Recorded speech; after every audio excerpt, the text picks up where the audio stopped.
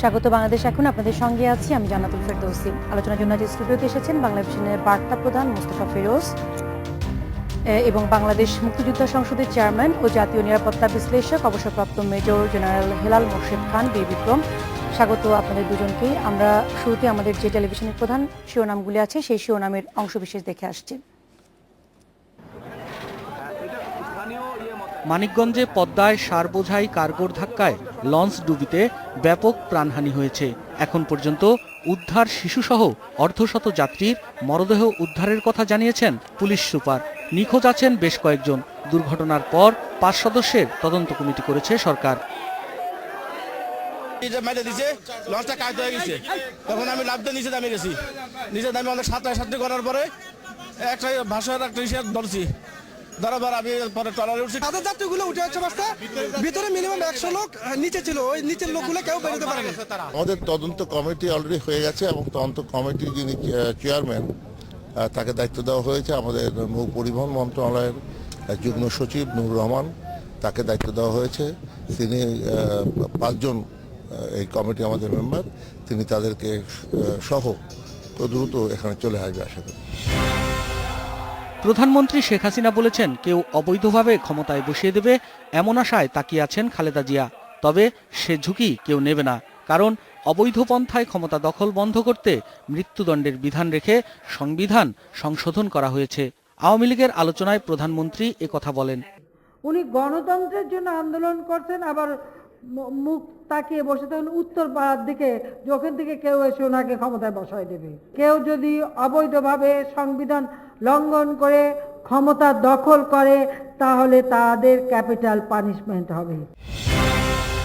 হরতাল অবরোধের কর্মসূচিতে নাশকতা চালিয়ে মানুষ পুড়িয়ে মারার প্রতিবাদ জানিয়েছেন শিল্পী, ব্যবসায়ী, শিক্ষক সহ বিভিন্ন শ্রেণী পেশার মানুষ। সকালে তারা মিছিল নিয়ে খালেদা জিয়ার গুলশান কার্যালয়ের দিকে যান। সেখানে টাঙানো হয় হরতাল অবরোধে নিহত 54 জনের নামের তালিকা। আজকে কিন্তু শিল্পী, সাহিত্যিক, বুদ্ধিজীবী, প্রকৌশলী, ডাক্তার, শিক্ষক, তারপরে আপনার বার্ন ইউনিটে যারা কাতরাচ্ছেন তাদের স্বজন, ছাত্র, অনলাইন অ্যাক্টিভিস্ট, মানে সকলেই আজকে একত্রিত হয়েছেন এই বাণীটি পৌঁছে দেবার জন্য যে এইভাবে পেট্রোল বোমা মেরে মানুষের অধিকারের জন্য লড়াই করা যায় না। হরতালে মহাসড়কে বেড়েছে যান চলাচল, কোথাও কোথাও তৈরি হচ্ছে যানজট। আন্তজেলা স্বল্প পাল্লার গাড়ির পাশাপাশি চলছে দূরপাল্লার বাস। সড়কে নাশকতা প্রবণ এলাকায় নিরাপত্তা জোরদার করেছে প্রশাসন। আমরা আতঙ্কের মধ্যে আছি, গাড়ি বেরোতে চালাবো, ভিতরে ভয়। আমরা গরিব মানুষ, এভাবে হরতাল ডাকলে দিনের পর দিন আমরা কিভাবে চলবো? পুলিশ নিরাপত্তা দিচ্ছে বলে যাত্রী এবং গাড়ির সংখ্যা বাড়ছে। চট্টগ্রামের বাঁশখালীর দুর্গম পাহাড়ে জঙ্গি প্রশিক্ষণের একটি আস্তানার সন্ধান পেয়েছে র্যাব। শনিবার রাতভর অভিযানে সেখান থেকে বিপুল পরিমাণ অস্ত্র, গোলাবারুদ সহ 5 জনকে আটক করা হয়। তারা এখানে রাতের বেলায় প্রশিক্ষণ দেয় এবং প্রশিক্ষণের ক্ষেত্রে তারা বিভিন্ন জঙ্গি সংগঠন যারা বিশ্বে বিভিন্ন জায়গায় কাজ করছে সে সকল জঙ্গি সংগঠনের গেরিলা যুদ্ধের তাদের কিছু ফুটেজ আছে, তাদের কিছু ট্রেনিং ম্যাটেরিয়াল আছে, এগুলি তাদেরকে ব্যবহার করে। বিশ্বকাপ থেকে ফিরিয়ে আনা হতে পারে পেসার আলামিন হোসেনকে। তার বিরুদ্ধে দলীয় শৃঙ্খলা ভঙ্গের অভিযোগ রয়েছে। টিম ম্যানেজমেন্ট তার বিষয়টি সম্পর্কে অস্ট্রেলিয়ায় অবস্থানরত বাংলাদেশ ক্রিকেট বোর্ড পরিচালকদের অবহিত করেছে। Saiful Shahin, Independent News. দেখছিলাম আমাদের টেলিভিশনের শিরোনামগুলি।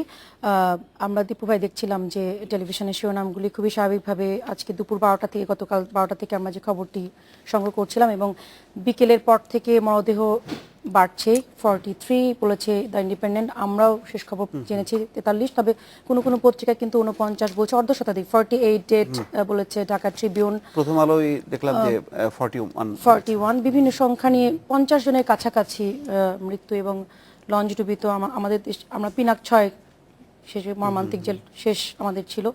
আমরা আর পাটুরিয়াতে সহকর্মী ইলিয়াস হোসেন আছে, তার কাছে যাব আমরা শেষ খবর সেখানকার জানতে। আর আমরা জেনেছি যে মুন্সিগঞ্জের শিমুলিয়া ঘাট থেকে উদ্ধারকারী জাহাজ যথারীতি আমরা জানি যে রুস্তম রওনা হয়েছে, কখন আসলে পৌঁছাবে এটি সবসময় লম্বা সময়ের একটি ঘটনার প্রতিবারই আমরা দেখি। পাটুরিয়া ঘাটে দুর্ঘটনার স্থলে আছেন সহকর্মী ইলিয়াস হোসেন, সেখানে শুনে আসি লঞ্চ ডুবির শেষ খবরটু। ইলিয়াস ভাই, কি অবস্থা, এখন উদ্ধার তৎপরতা চলছে কিনা, আর নিখোঁজের সংখ্যা আসলে এখন কত জানতে পেরেছেন কিনা, বিআইডব্লিউটি এর কর্মকর্তারা এই বিষয়ে কোনো স্পষ্ট ধারণা দিয়েছেন কিনা?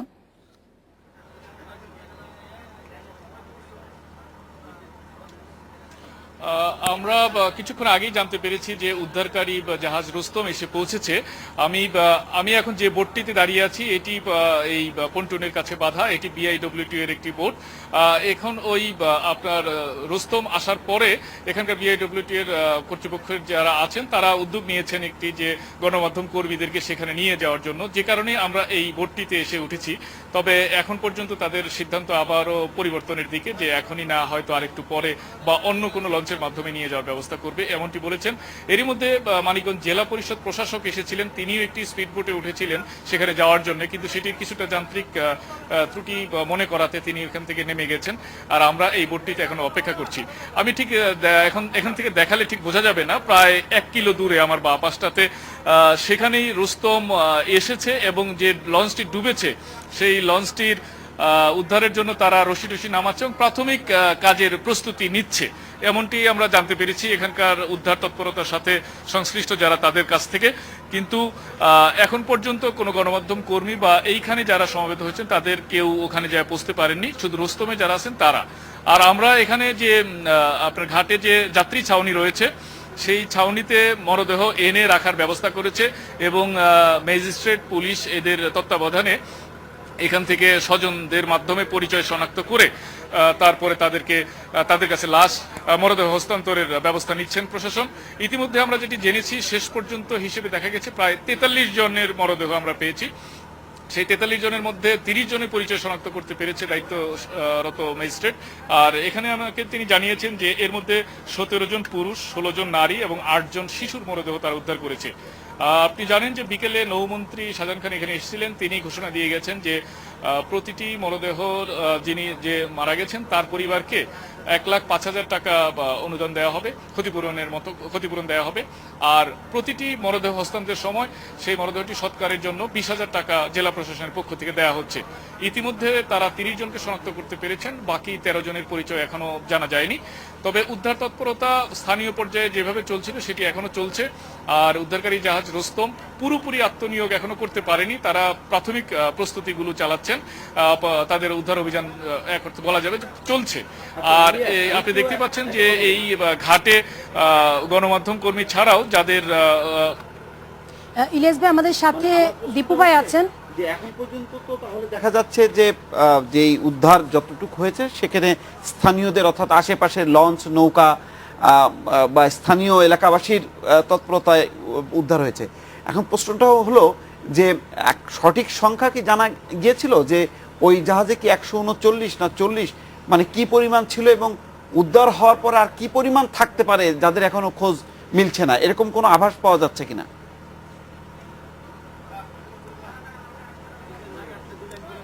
হ্যাঁ, এটি আভাসই বলতে পারেন, কারণ খুব তথ্য সমৃদ্ধ কোনো তথ্য আমাদেরকে জানাতে পারেননি এই যে বিআইডব্লিউটি কর্তৃপক্ষ।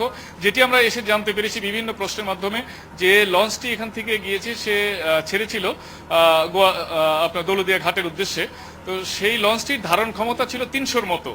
আর এখানে ওনারা বলেছেন যে প্রায় অর্ধেক যাত্রী ছিল লঞ্চে, কিন্তু নির্দিষ্ট কোনো নামের তালিকা বা এতজন ওঠে যেটি নিয়ম কানুন থাকে কিন্তু অনুশীলন থাকে না, প্র্যাকটিস থাকে না, সেই হিসেবে যে 300 যদি ধারণ ক্ষমতা থাকে তাহলে তার অর্ধেক পরিমাণ যাত্রী ছিল এটি তারা বলছেন, সেই হিসেবে যাত্রী হয় 150।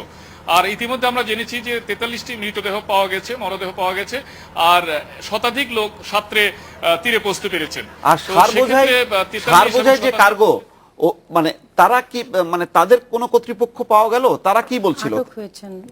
আটক সহ। আচ্ছা, তাদের কোনো বক্তব্য পাওয়া গেছে, মানে কিভাবে জিনিসটা ঘটলো এই ধরনের কোনো বর্ণনা?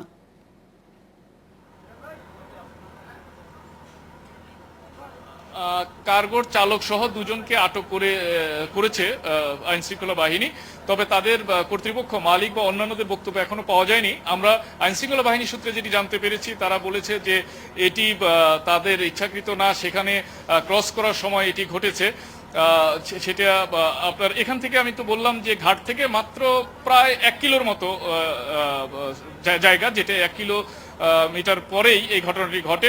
সেখানে একটি বাঁকের মতো, যেখান থেকে তারা তার যার যার পথে যাওয়ার কথা ছিল, কিন্তু কার্গোটি আর ওই সময় ঘুরতে পারেনি, ফলে এটির মধ্যে এসে লেগেছে, এরকমটি জানা গেছে। কিন্তু এটি কোনো খুব নির্ভরযোগ্য সূত্র না, আইন শৃঙ্খলা বাহিনীর সাথে আলাপ করে। কিন্তু ওই কার্গোর মালিক বা কর্তৃপক্ষ বা চালক কাউকে আমরা পাইনি, যে যাদের কাছ থেকে বা প্রত্যক্ষদর্শী যার কাছ থেকে বিস্তারিত জানা যাবে। আমি এসে তেমনটি আসলে পাইনি এখনো।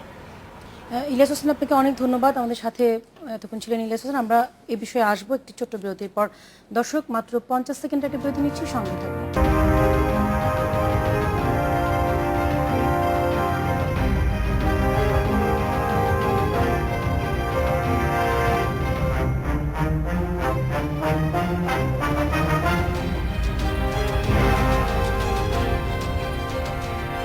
দেখছেন বাংলাদেশ এখন। আমরা শুনছিলাম মানিকগঞ্জের যে পাটুরিয়ায় যে লঞ্চ ডুবি, পদ্মা লঞ্চ ডুবি, সেটি দীপু ভাই, আমরা আপনার কাছে আসা কি দীপু ভাইয়ের সাথে একটু এই বিষয়ে কথা বলেন। আপনি নিজের সঙ্গে 2004 সালে বা 3 সালে নাসরিন, আমার মনে যতটুকু মনে আছে আপনারা কাভার করেছেন, স্পটে ছিলেন, সেগুলো কিন্তু একটা উদ্ধার করা যায়নি। আমাদের যে তথ্য আমাদের কাছে আছে, সেখানে মেঘনায় 2004 সালে যে ডুবে যাওয়া 3টি জাহাজ, এমভি দিনার, এমভি দিগন্ত, এমভি নাসরিন 1 উদ্ধার করা যায়নি। এছাড়াও অনেক নৌযান আমরা জানি। এই 2003 সালেও একই স্মরণকালের যে লঞ্চ ডুবি, যে নাসরিনের কথা বলছি, সেটি যেমন ঘটনা, পিনাক 6-এও আমরা আসলে একই ঘটনা দেখেছি। এবং এই উদ্ধারকারী জাহাজগুলি আজকে যেমন 12টার ঘটনা, কিছুক্ষণ আগে, মিনিট 5 আগে পৌঁছেছে রুস্তম সেখানে। আসলে সত্যি কথা বলতে গোটা পরিবহন ব্যবস্থা একমাত্র বোধহয় সম্ভবত মানে আকাশযানটা আন্তর্জাতিকভাবে নিয়ন্ত্রিত বলে মনে হয় কিছুটা মানে নিরাপদ আছে।